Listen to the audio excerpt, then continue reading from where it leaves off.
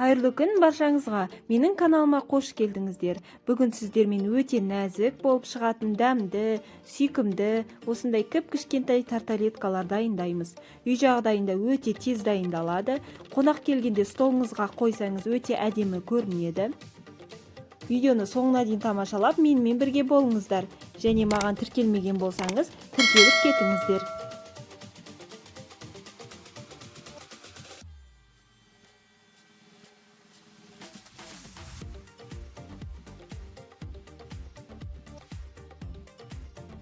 Бізге қажетті заттар: қант ұнтағы, қамыр қопсытқыш, жүгері крахмалы, тұз, жұмыртқа, ұн, сары май.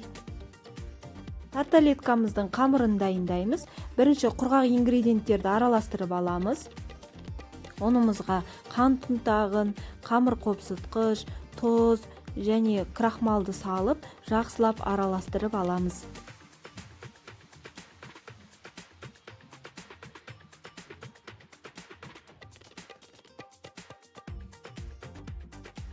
Құрғақ ингредиенттеріміздің үстіне сары майды саламыз. Сары майымыз бөлме температурасында болуы қажет.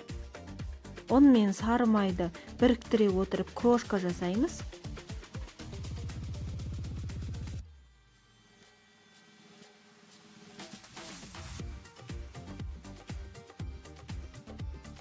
Үстінен жұмыртқамызды салып, жұмсақ қамыр илейміз.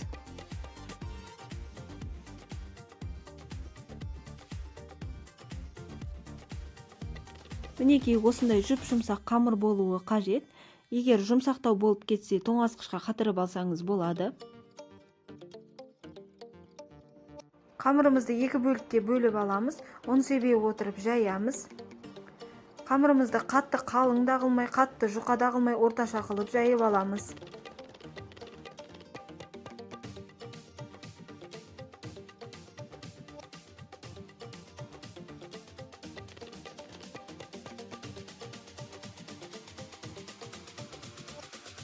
Осылай домалақ қылып ойып аламыз. Кез келген нәрсемен ойсаңыздар болады. Мен кесені пайдаландым.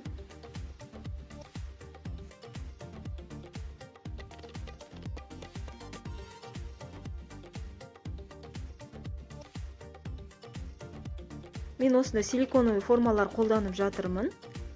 Негізінде тарталеткаларға арналған темірден жасалатын арнайы формалар болады. Кондитерлік дүкендерде сатылады. Сондай алып қолдансаңыздар болады. Бірінші осылай сырт жағына жабыстырып алам, формасын келтіріп алу үшін. Одан кейін ішіне салып біркелкі қылып жабыстырып шығамыз. Қамырымызды жабыстыру барысында осындай артық қамыр шығып жатса алып тастаймыз.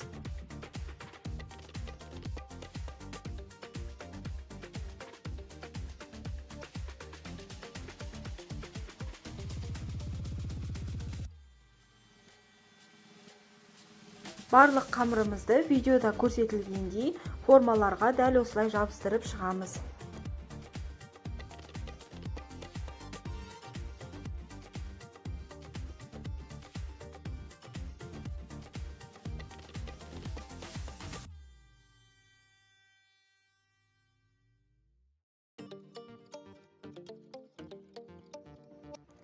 Қамырымды барлық формаға жабыстырып дайындап болдым. Енді осылай листімізге тізіп шығамыз. Және қатты көтеріліп кетпес үшін шанышқымен тесіп шығамыз. Пешімізді алдын ала қыздырып қойдым. 170 градуста 15-20 минутта пісіріп аламыз. Мінекей тарталеткаларымыз пісіп дайын болды. Формаларынан босатып аламыз. Негізінде бұндай тарталеткаларға әртүрлі кремдер қолданады. Қайнатпалы крем, заварной, немесе сливочный крем, белковый крем қолданады. Мен бүгін қайнатпалы крем қолдандым. Қайнатпалы кремнің жасалу жолы менің YouTube каналымда көрсетілген. Описание бөліміне сілтемесін қалдырамын.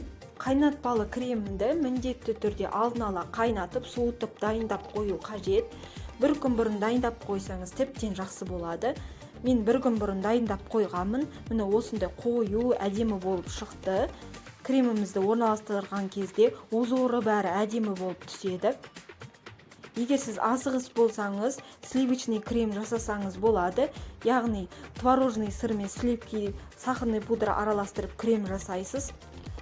Сливочный кремнің рецебінде описание бөліміне қалдырамын.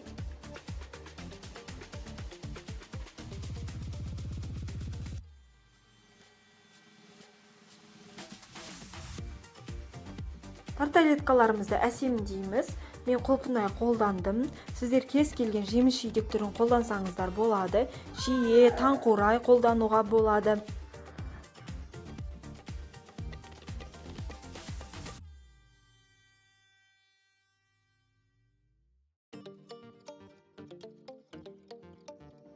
Әсемдік ретінде әртүрлі шоколадтар қойып, орехтар қойып, посыпкалар сеуіп, әртүрлі қылып әсемдесеңіз болады.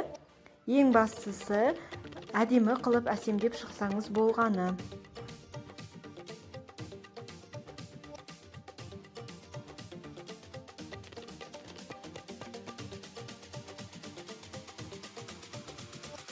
Мінекей үй жағдайында өте тез дайындалатын, көзін жауын алатын тарталеткамыз дайын болды. Өте дәмді, сүйкімді болып шығады. Қонақ келгенде десерт ретінде ұсынсаңыздар болады. Достар, видео ұнаса лүпіл басып, пікір қалдырып, маған тіркеліп кетіңіздер. Алдағы уақытта үй жағдайында өте тез дайындалатын рецепттер шығып отырады. Видеоны соңына дейін тамашалап, менімен бірге болғаныңызға рахмет.